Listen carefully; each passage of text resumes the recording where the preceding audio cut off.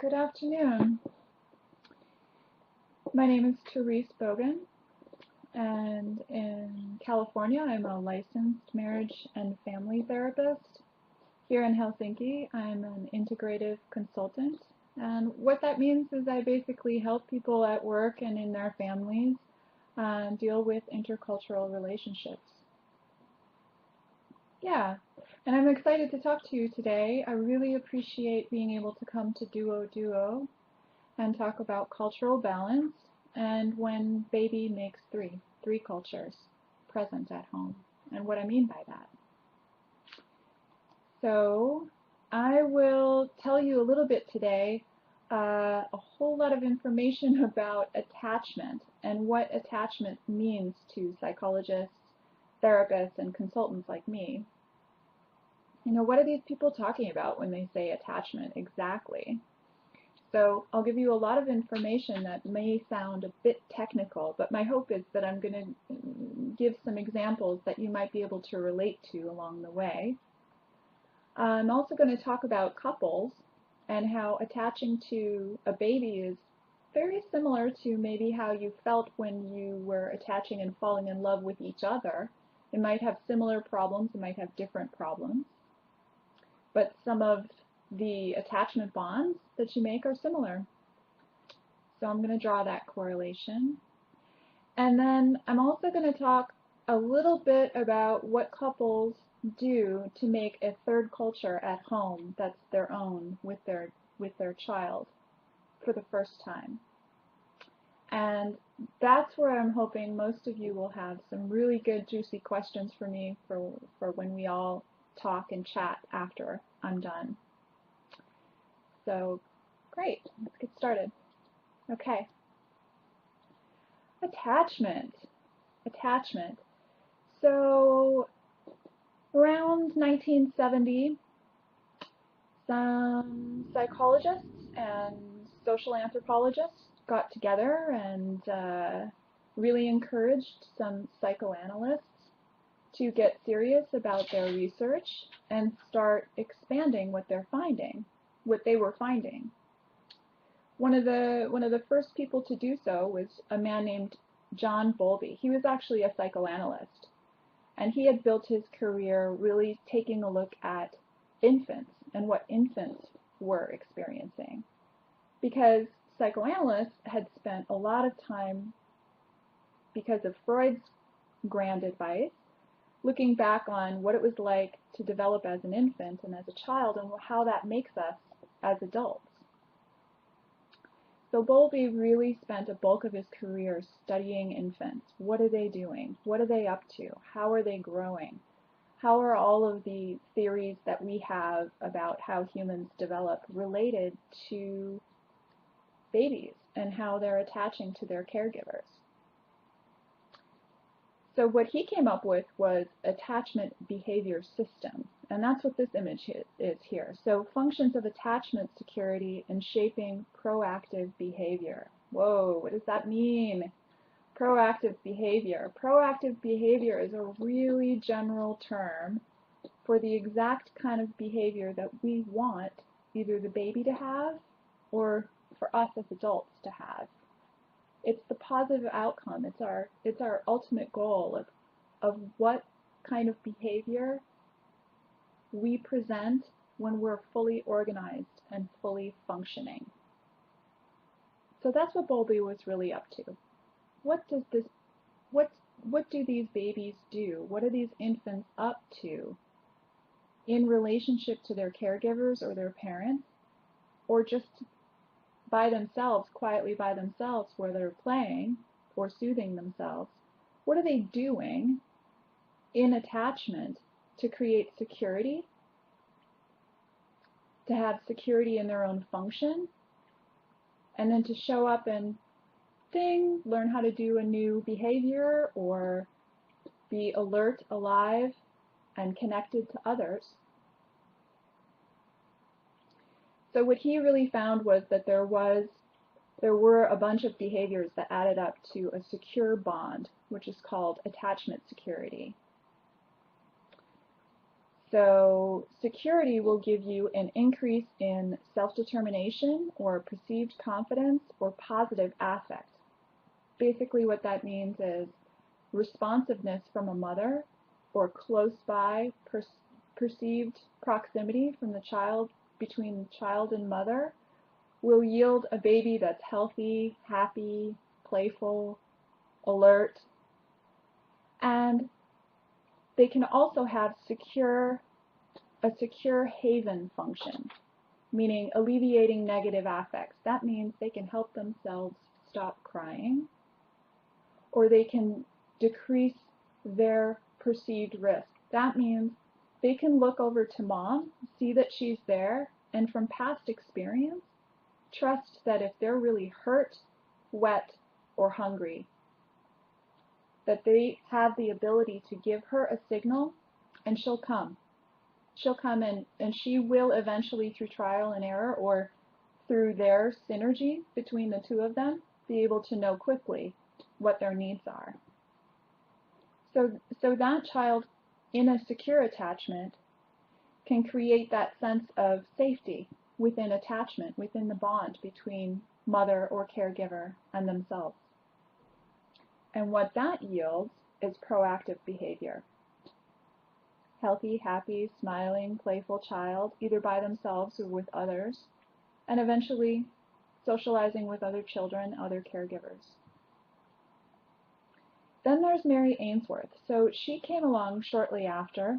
Actually, she was a student of Bowlby, and she was a developmental psychologist from both the US and Canada, and she decided to take what Bowlby discovered and test it in other cultures. So she went to Uganda. So what she came up with were 3 patterns, which is where she started as a student of Bowlby. There's secure, insecure, and non-attached attachments.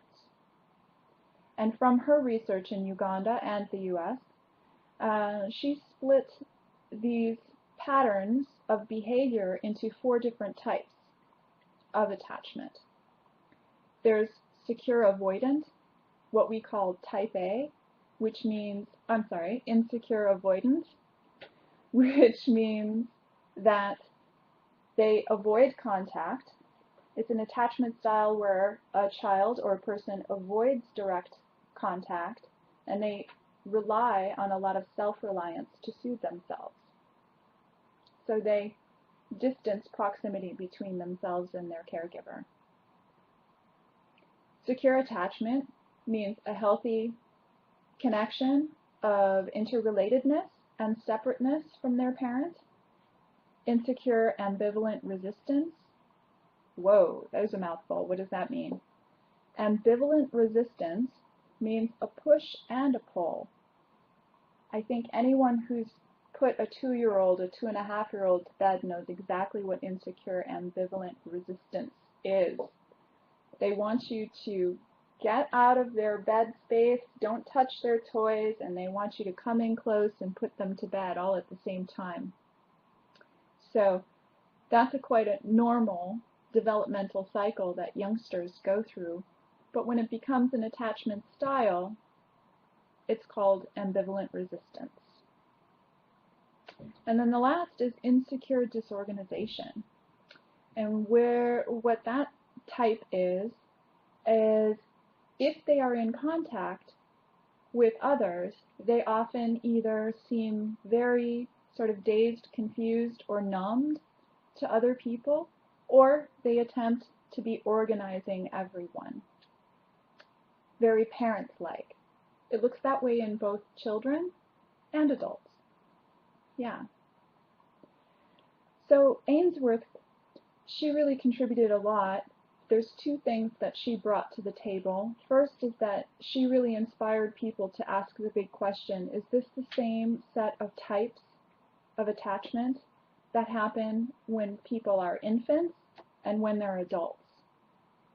So lots of psychologists and social scientists decided, oh, we have to really answer this question. We have to figure out, do we develop a certain pattern in the first 4 years of life that we're kind of stuck with, that we're just, Whatever relationship we had with mom, that's it.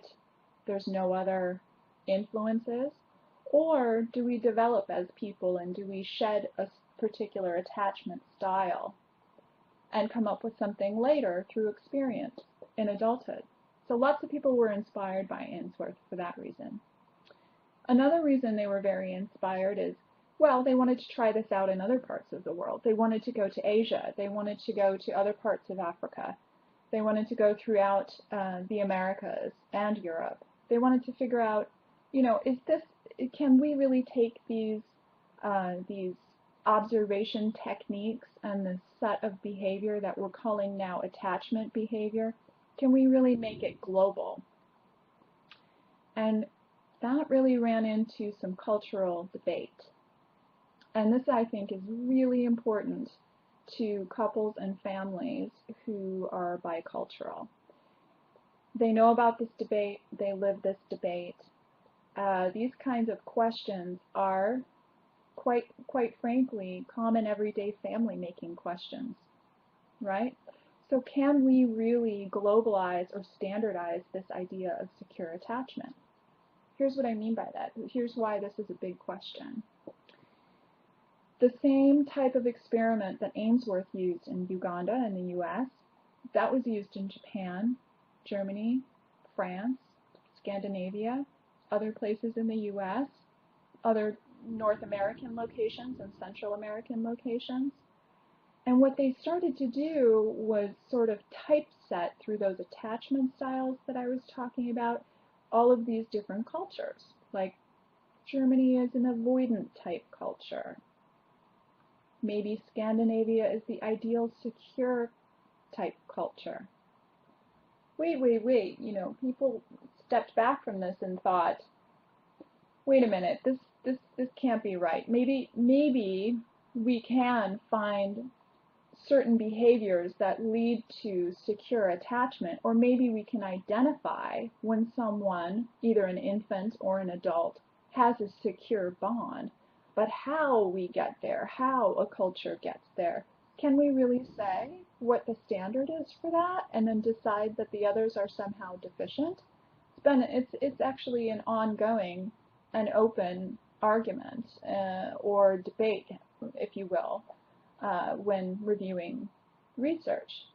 The bottom line is that much of the technique that Ainsworth gave us really has standardized this vision of secure bond. What comes up, what's troubling, is that socioeconomic status, or quote-unquote tolerance for trouble in a relationship, they're different in all cultures. Western or non-Western cultures might be studied with the same tool, but those studying might carry a cultural bias. How and what can we do with that? Some cultures value nature versus nurture in their culture inherently. They value things that come naturally in a person's genetics or commonly in relationships handed down traditionally from one generation to the next, where other cultures may be leaning more toward contemporary, fluid, moving, and changing techniques or parental practices that really rely much more on nurture. Like, we're going to use our reason and we're going to decide what kind of relationship do I want? What kind of investment am I going to make in my child? And I frankly am going to let go of what 3 generations previous have done. And that really brings us down to the cultural difference between individualism and collectivism. Okay, remember when I said this is really common everyday stuff? Well, these are all points of consideration that couples from 2 different cultures really want to actually take into their everyday conversations about how they're constructing their home and how they're constructing their relationship between each other and their family. We need to be taking the time to understand, wow, does your culture actually focus more on the group or the individual? Are we going to focus our resources on making one adult in this family very productive, and then the other one will be a caregiver, or will both have the duty to produce for the collective? So these are sort of broader questions that are basically about who's going to raise the income, who and when will do caretaking, how that will be cared for collectively, and who outside the family might be of support. Yeah. All right, so this is the accepted system of attachment behavior. Bowlby basically gave us, and Ainsworth confirmed, that maternal sensitivity and responsiveness is really the main fuel for attachment security. It puts a lot of pressure on mom. The good news is that maternal is a general term for the single caregiver or group of caregivers that might provide maternal nurturance in the first year of life. It's a very general term, and the reason why it's opened to consider more than one caregiver is because there are many cultures that actually it's valued for a young infant to have multiple caregiver connections. All of these sensitivities and responsiveness, may it be from one person, two, or five, go into the attachment security. When a threat occurs, attachment behavior happens. That means grabbing or crying, or going toward that caregiver for soothing and support and physical protection. Once that threat has subsided, another piece of attachment behavior is exploration, otherwise known as somehow checking for themselves with the caregiver, or exploring how far away from the caregiver they can go, and whether or not they can safely resume play, and internal exploration instead of protecting themselves. And then the last and final piece is proactive behavior, which basically means, as I was saying earlier, a happy, smiling baby who can be on their own inside themselves, playing solo, or playing with another, or playing with actually a stranger or an unknown child in the presence of their caregiver. That's within the system of secure attachment behavior. Okay. Some questions there, but I'm going to keep going just for the sake of getting us through our slides here. So, attachment influences are the different types that I listed, the 4 different types: secure, insecure, ambivalent, and disorganized. Temperament of a child, how open or closed the child may be, maybe how reserved or cheerful, or if the child is easily angered, or if they're active or inactive. Each person knows their own child best. External stimulations, outside circumstances that might influence how frequently a mother can be responsive or sensitive. Parents and their self-development system, meaning how available or personally developed a parent might feel and therefore be available to their child. And interconnection mirrors. What that means is people in the parent's support network that actually support the attachment, and therefore the parents become more available within the family unit. Ainsworth really pushed social scientists to start studying how these influences fed both the parent's personal development and the child's personal development at the same time. How were those developmental cycles threading together? So what are the tasks ultimately of a couple? Do we have the duty to each other? Are we really promised to each other for a lifetime? Do we have a commitment of time, property, bringing our best value? Is love really important? Do I have to have an intimate love feeling, or do I just need to be committed to stick around? Is this a business relationship, a property relationship? These are all questions that a couple has to come to. They need to retain some form of attachment security. They need, within their attachment security, to negotiate some form of togetherness and separateness. They need to be separate out in the world in some way, even if it's tiny. But negotiating between the two of the parents, how much autonomy each parent has out in the world must be resolved. They need to come up with collective goals between the two of them in the culture that they're living in. And they need to define proximity, intimacy, property, and family, and how they're going to have relationship to that within their secure attachment bond. All right. So I am not going to read every point. You'll be happy to know on my couples therapy theory, but I wanted to put the 7 principles from John Gottman on there so that you can read them at your leisure. And there's some bolded bullets that I'll read through quickly. John Gottman, I chose him for a reason. He actually was born in the Dominican Republic. He is an Orthodox Jewish man. He is married to an American woman, and he lives now on the West Coast.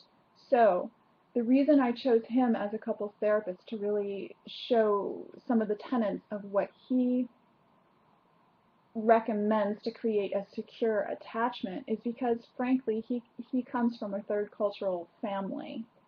And so he really, I think, took his personal experience of what works with him and his family and what he's seen work in his family, and he created research to back it up. And I find that very useful in working with couples and families who are blending cultures.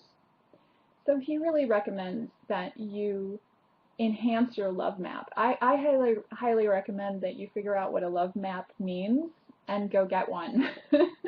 What it is, honestly, is learning exactly what it takes for your partner and for your child to be securely bonded and attached to you at the same time. Okay? So nurture your fondness and admiration for each other. What that means is, within this map of secure attachment, what does it take? What does your partner need? What does your child really need from you? What do you also need to feel simultaneously giving and nurturing? So you want to be able to nurture your fondness and admiration and give in forms of affection, responsiveness, and sensitivity to both your partner and your child at the same time. But you need to learn your own love map on how to do that, and then you must start instituting ways where you can nurture that together. So turn toward each other instead of away from each other. Make the choice to come closer. Let your partner influence you, and what that means is you won't just be soothing yourself on the inside and understanding and determining how you're going to make it in the world, but also let your partner in and let them be a part of that process. Solve your solvable problems. So what that means is conferencing, frankly, between you and your partner, observing your child, understanding the cultural differences between the two of you, identifying clear, concrete impasses and problems. Make sure that you know exactly what they are. And start ticking off and solving the ones that are actually concrete, solvable today. Make a practice of doing that. The problems keep coming. I don't know if y'all have noticed, but in life, the problems are sure to come. So the ones that you have concrete ways to solve, please, it secures your bond. The last one I find quite special for bicultural families, creating a shared meaning. What he means by that, is less about whether or not you make cards during Christmas or during summer, and whether it's in one language or another, although these are active conversations in a lot of culturally blended homes. What he means really is identifying the values that have shared meaning between your two cultures. Okay, so I'll give a quick example of that. I'm aware and very close to a wonderful family where the father comes from Senegal and the mother is from the U.S. Right now they're currently choosing to live in the U.S. They have 4 children between the two of them. What they've done to understand meaning and value that they share is that they've gone deep into their own personal development of what makes each mother, father, parent, wife, husband feel secure individually inside themselves. And then they've matched based on values, not on cultural differences. So it's less a recipe making of, well, I like that value from my heritage, and oh, you like that value from your heritage. Okay, so we'll take those two. And more really looking at, okay, what makes me safe, secure, and feel whole as an adult? Where does that value come from, both in my culture and in your culture? Okay, now from here, what are the ways that we can make sure that those two values are present in our language, in how we make our meals, in the decisions that we make for our children, in how we raise them? How will that then give our attachment to each other value, reinforce our values, and then teach our children through our attachment bonds what kind of proactive behavior is going to reflect those values when they come of age and become adults? Yeah. So self-determination, what that really shows us is that this practice of making a third culture for our child, if we're coming from 2 different cultures, is not just a group activity. It's also, I'm sure you've been hearing me say, a whole lot of pressure on us individually, personally, to really know ourselves. Maybe a little bit more than someone who's in a monocultural relationship and who is immersed in their home culture. Maybe we feel like there's a lot more pressure on ourselves to understand our own self-determination. So self-determination is a theory that it was, how shall I say this? Positive psychology really wanted to find a way to understand motivation and determination, this proactive behavior. What are we doing? What are the ingredients? How are we meeting our needs through our attachments? What are we doing once we're secure to become ourselves? So they found out that the ingredients are autonomy, so our ability to function when we're not in the proximity of our secure attachments. We're out in the world, out on our own. Our social competence, meaning just like it sounds, how well we do out in the world in making quick, fast relationships that produce good function inside of us and for the other person. And then that brings us to relatedness. How interconnected and interdependent are we? How much do I allow myself to be dependent on the people around me? And how secure can I feel while being interdependent? Yeah. So when baby makes 3, the ingredients, while I'm trying to figure out my self-determination and bring it to my bond, and it could potentially be varied, very difficult for me to bring myself to my bond if, say, I'm in the recipe of making my own self-determination and boop, oh, I didn't know it, but here it comes. I'm pregnant, and I'll bring this new joy into the world with my significant other who's from another culture. And I was just in the process of just barely getting secure with my partner, right? So the question is, how am I going to use my whatever marginal amount of self-determination I've achieved after attaching to my partner? How's that going to go once I start attaching to my baby? So I often like to use a triangle when I am describing this type of new attachment experience. And that puts, I put mother, father, but it could be two caregivers, it could be two women, two men, a birth parent and another caregiver. We don't know. All of these combinations are possible. But most often there is at least two caregivers or more. And then the third point of the triangle is the baby.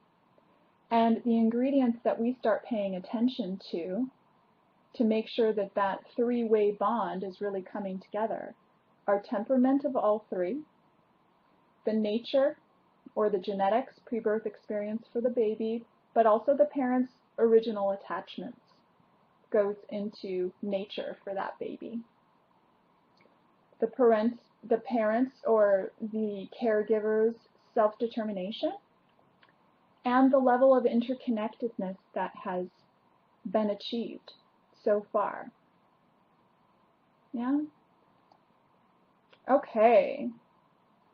Once we get all those ingredients going, working our self-determination and then therefore working the triangle of the bond, what we get inside our secure attachment are values, our own culture amongst the three of us, a love map for each individual and for all three or more involved in the bond, and meaning,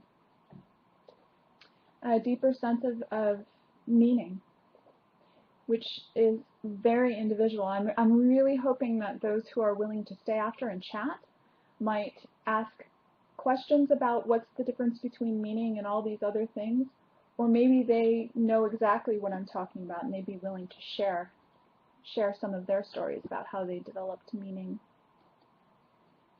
All right, well, some of the biggest troubles for bicultural families are unresolved attachment traumas from their family of origin or from their young adulthood or pre-baby time. Bicultural families sometimes experience higher mobility, in other words, rapid mobility from one place to another more frequently than monocultural families. There's an organizational focus on a power battle, my culture or your culture.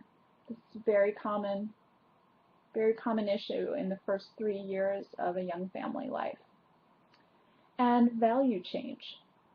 Yeah, let's say attachment security has gone well, yay, and we were in the first 2-3 years of creating a young family. Maybe this soup of self-determination and bonding with the family, maybe somewhere, somehow, in working through the two cultures, there's been a real remarkable change in values between the caregivers. Maybe their focus has really shifted onto another set of values that incorporate their current circumstances or the current culture that they're living in. So that's trouble, but I put that in sort of quote marks there because it often has a huge payoff. Where there might be a lot of organizational or value change in the first few years, those who really use their secure bond to work through those changes or differences, they often later will say that they've met other issues down the line in their child's development, or when feelings in the family or meaning in the family has gone low, they look back to those troubles, those organizational or value change troubles, as motivation for mounting other types of barriers later in family life. Okay, so what do I recommend that you do? Well, I take these recommendations directly from some of the wonderful people that I've worked with. Somebody once told me, wow, Therese, I wish I would have met you when I was making my birth plan, because I spent 6 months making my birth plan, and I had every minute planned out of that experience that lasted about 3 hours, and I've been working on my attachment with my wife and my child for 2 years now, so maybe, just maybe, an attachment plan would have been in order. And I really laughed, I have to say. I agree. I think sitting down in calm, cool, and collected place before you start fighting about what language that you speak over dinner, you might want to take a look at your families of origin and look at how that intersects with your culture and how you feel about your culture now and today, and make a plan. Make a plan, much like a birth plan. You plan to survive the physical experience of birth. Why not plan to survive the psychological experience of attachment? Expect to relive your attachment differences when the two of you fell in love. Of course, there was that brilliant time that, if you're lucky, lasts a year and a half. Sometimes it lasts 3 years for people, of just absolute blinding brain chemistry, where you think everything that your partner does is just perfect. Well, as we all know, that tends to crash, and we start to notice attachment differences. Okay, you will re-experience that when attaching with your first child, or as another child enters your family, and that's quite natural. Predicting that and expecting that is a good thing to do. And that's where enlisting other family members, older generation or peer generation, your siblings, is very helpful. Work that triangle. I gave you a nice triangle that shows you caregivers at the bottom, really focusing to build that bond with the new child. Go ahead and work that triangle openly. Put a lot of open language to that. And then finally, choose couples that really mirror your values. I know the tendency in the pull is that you want to mirror your culture of origin, or you want to mirror your cultural choices. I think that's wise. I don't mean to dissuade you. But if you've done the work to really identify your internal values that really secure your bond in your family, looking for other couples or other family members that really reflect those values, that will really help to keep you solid. Okay, well, I've shared quite a bit of information, and I want to stay online for at least another 20 minutes and hear your questions, chat with you.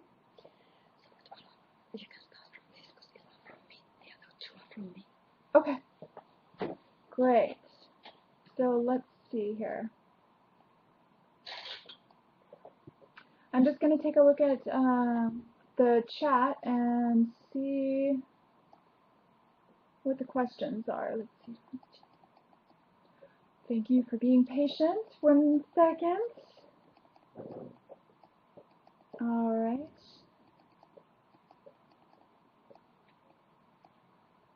Okay.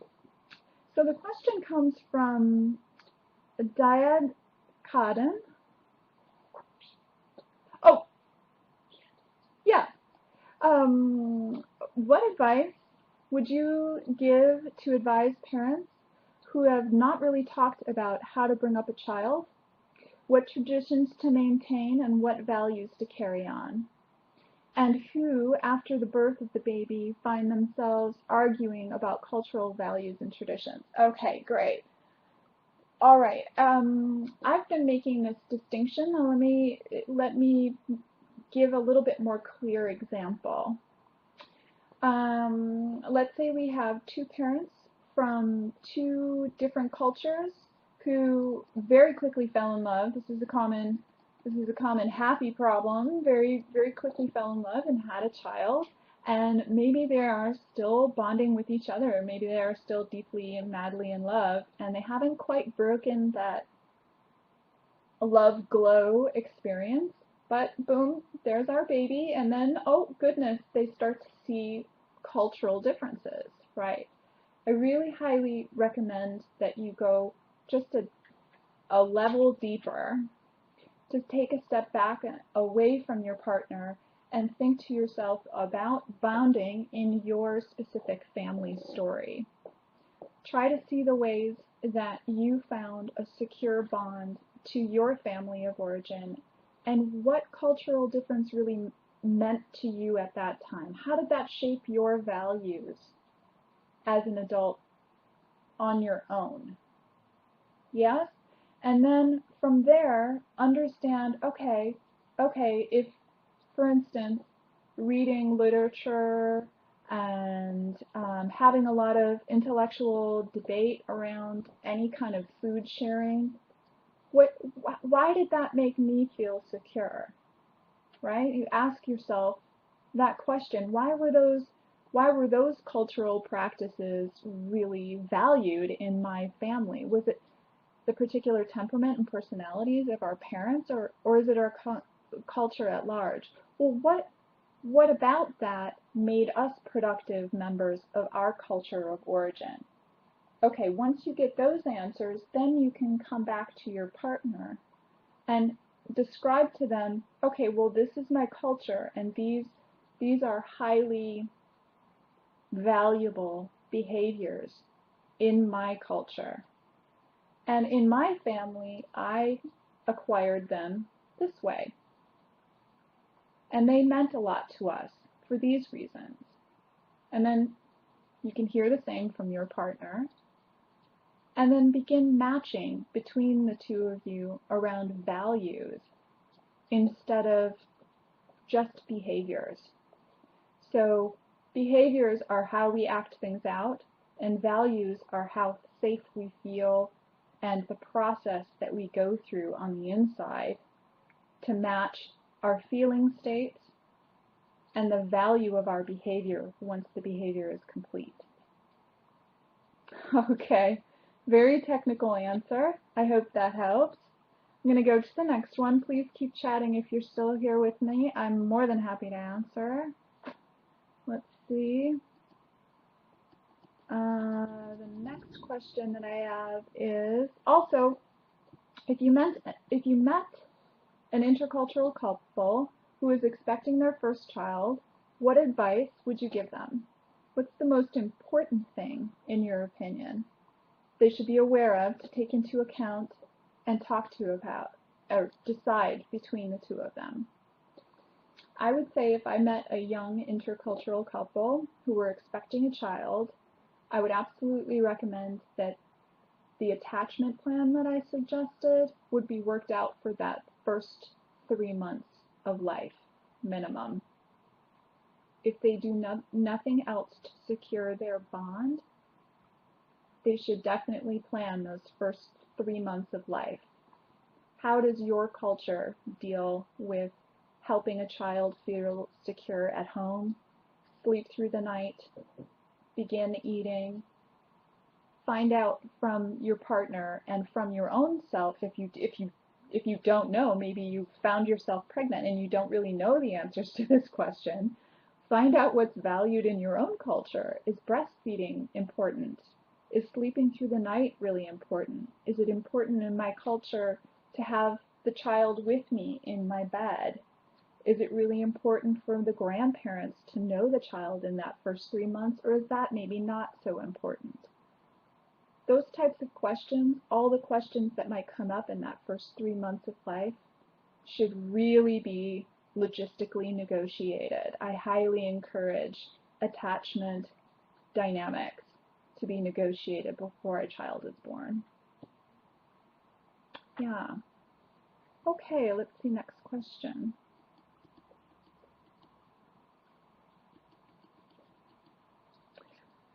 Lena, Lena D asks, what would you advise for an intercultural couple which lives in a third country and needs to cope with the expectations, rules, values also coming from that culture? Yeah, excellent.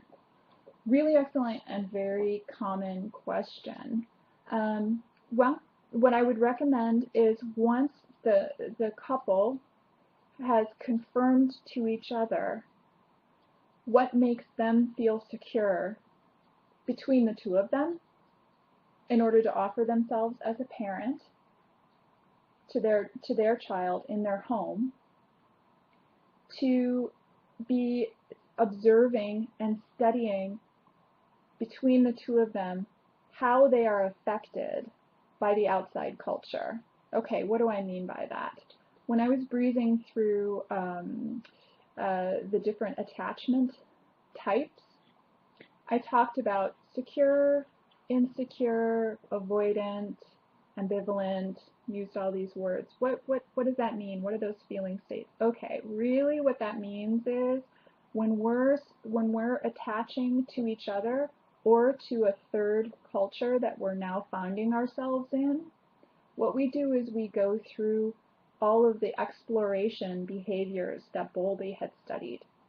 We get scared and we get anxious and we feel the difference of this outside culture, and then we react. We react with anxiety, fear, anticipation, and then exploration. We have to now reality test what's something I feel secure with and what's something I don't feel secure with. Okay, while we're doing that, we really lean on our partners as adults. So part of the work that we need to do when we're at home is not just rescuing ourselves from this anxiety called culture shock.